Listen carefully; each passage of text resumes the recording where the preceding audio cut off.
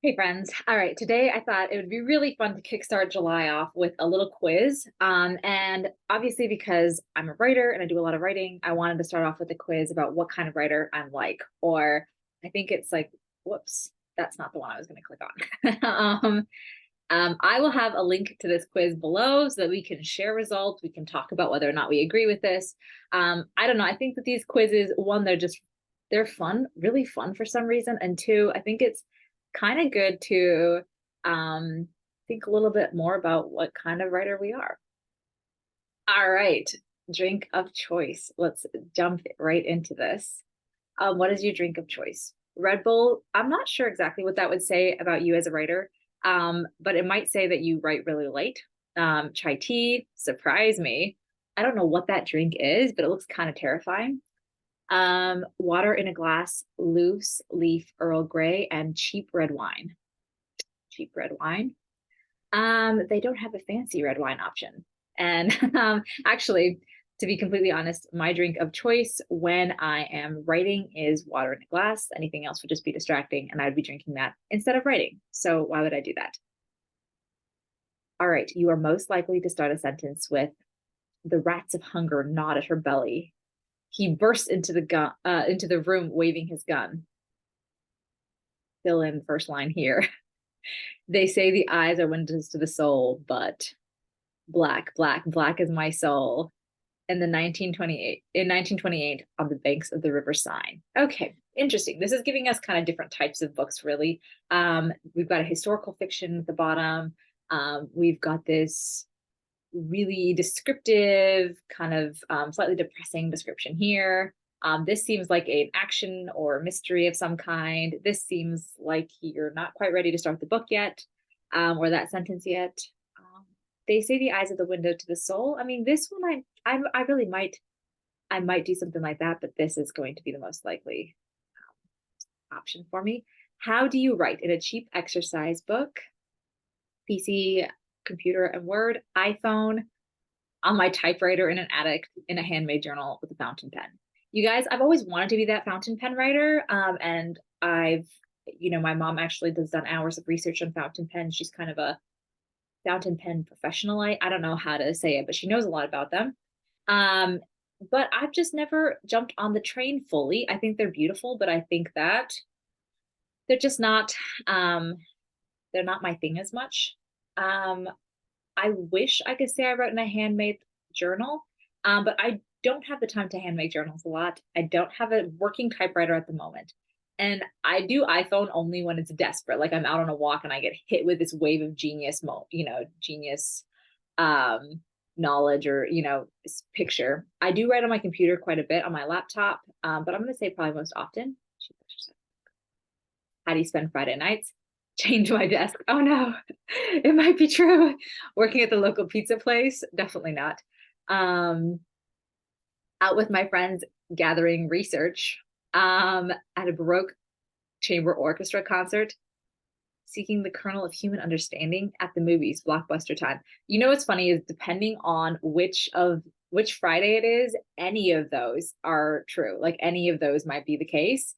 But I think friends with research is probably the go-to here. Sorry, you guys, if this is really distracting. Is there a way to get rid of this?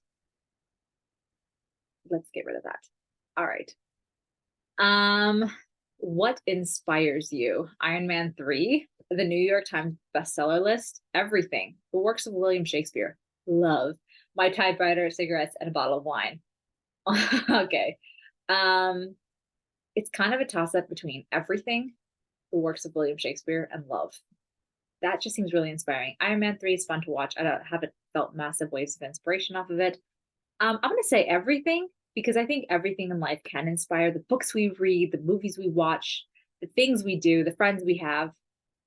Okay, how much do you write each day? All right, guys, moment of truth. Make sure that you are putting this in correctly if you're taking the quiz along with me. Remember, link below. I don't know if I already said that. All right, how much do you write each day? All right, like Dostoevsky, I focus on quality, not quantity. Um, I wish like if I focus too much on quality, it won't happen. Like I will just spend the rest of my life editing a single sentence. 1023 words a day times 2.5 months equals new book. All right, I'm not that specific. There's not word count like that for me. What the muse tells me. Yeah, you guys, yeah. My research is coming along swimmingly. You guys, are you like this? Are you one of those writers where the research comes and or you get these you go off on those research tangents and so you're looking up random things? I've talked with friends who do this and I'm so impressed by it honestly because I don't ever do research. Like I just can't be bothered to do research while I'm writing. 500 words, 499 of which I scratch out. I also know friends like this. And I don't think they have a book done yet. But that is totally something that we fall into where everything has to be perfect. As much as I can fit between my three jobs. Ooh, ah, three jobs is tough. What my muse tells me is 100% how I go. Some days it's like a couple sentences, but most days it's a couple thousand, which is great. When I write, where do you holiday? Real readers don't take holidays. What? That's not even true though. Oh my goodness. Um, Vienna. Great. I've never been there actually. I've traveled around Europe a bit, but never to Vienna. Wakeboarding, haven't done that either. Somewhere inspiration can track me down. That's everywhere. A meditation retreat, my mother's house. I have done none of the, well, maybe you could say I take a holiday at my mother's house, but that's not a holiday then. We take holidays like board at the beach, so maybe wakeboarding, but I don't wakeboard. Somewhere inspiration can track me down. Let's just go with that one. I don't feel any connection to any of those. What's your favorite word? No, I just did suffering on accident. That was my computer's fault, not mine. All right. Who are you most likely to hang out with? All right, guys. Who are our friends? My nearest and dearest at an intimate dinner party. Have I even ever gone to a dinner party? I have gone to a couple galas, but that's not your nearest and dearest. That's like 100+ people. My friends at the mall shopping. I do that sometimes, but so we're close to the Mall of America. So we're not close, but we're in Minnesota. So like when I was in high school, we'd all go to the mall, but we wouldn't go shopping because the Mall of America has an amusement park inside, and that's where we would go, obviously on the rides. So that one is like a quasi yes, but I haven't gone in a while. No one slash my cat. I don't have a cat. I actually don't have any pet right now. Sad me. How am I even a writer? Yeah, but yeah, that's not really the option for me. Other writers and vegetarians. Actually, I do. I'm not a vegetarian, but I do hang out with them and other writers who are totally vegetarians. Um, that's great.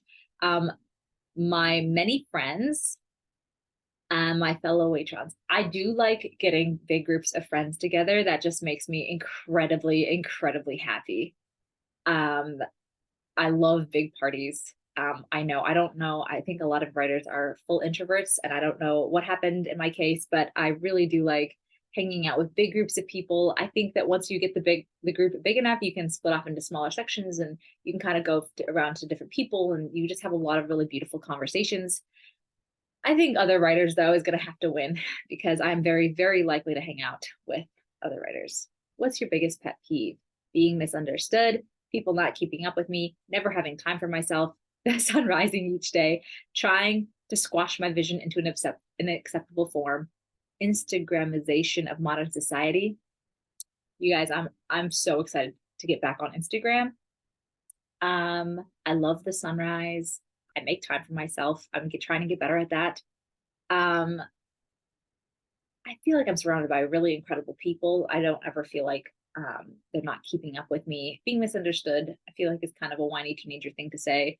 I think probably all of us are misunderstood to some extent. Trying to squash my vision into an acceptable form might be my biggest pet peeve, especially as a writer. If you found $20, how would you spend it? Typewriter tape, movie tickets, weighty tome, on my vision board, give it to a beggar, groceries. If I found $20, it's a toss, honestly, between the book and the groceries. Um, you know, being a writer and being a teacher in my case as well isn't always like the most lucrative. So groceries would be actually really nice. But also books. And I think if I were to just find 20 or was just given $20, it'd be very hard not to just walk into half price and make good use of that. All right, we're calculating the results. We're going to see what we got. Um, okay, I got E.L. James. 50 Shades of Grey. You write because you can and because you're good at it. You're not shy about telling others your work, letting them read it, because you plan on having an audience of millions in the very near future. You're not trying to change the world with your writing, but you're trying to change your world. Um, all right. Some problems with this. Okay, yes, I am not crazy shy at writing. I'm not one of those writers that hides her work away like Jane Austen would, for example. And we live in different times, so I'm not like a closet writer. So yeah, I mean, I do hope to have an audience of millions. Because can you guys imagine having your own imaginary world and having tons of people inside of it? This goes back to me liking big parties. I would love that. The you're not trying to change the world is a straight up lie. I don't, I would rather one person read my book and have it change their lives than a million people read it. That's just straight up truth. I might not always feel happy if only one person reads my book. I might be a little disappointed with that number if I only sell one copy. But no, why are we writing if not to change the world? I don't think I don't want this to just be a selfish activity. I think that our writing is a gift and we can do something with it. All right, guys. Anyways, I'm gonna stop sharing there. Go ahead and let me know in the comments what you got, who you got, for this "What writer are you like" quiz, and do you agree with it or not? Because I definitely did not agree with my the results of my quiz. I think it's kind of hopefully not accurate. And we're going to be very intentional moving forward to make sure that is not accurate. Yes, I wanted a big audience, but no, not at the cost of, of that, not at the cost of not making a difference. Making a difference is huge. So let me know in the comments. If you enjoyed this, hit like, hit subscribe. Let's try to grow this baby channel. And I will see you all next time. Bye.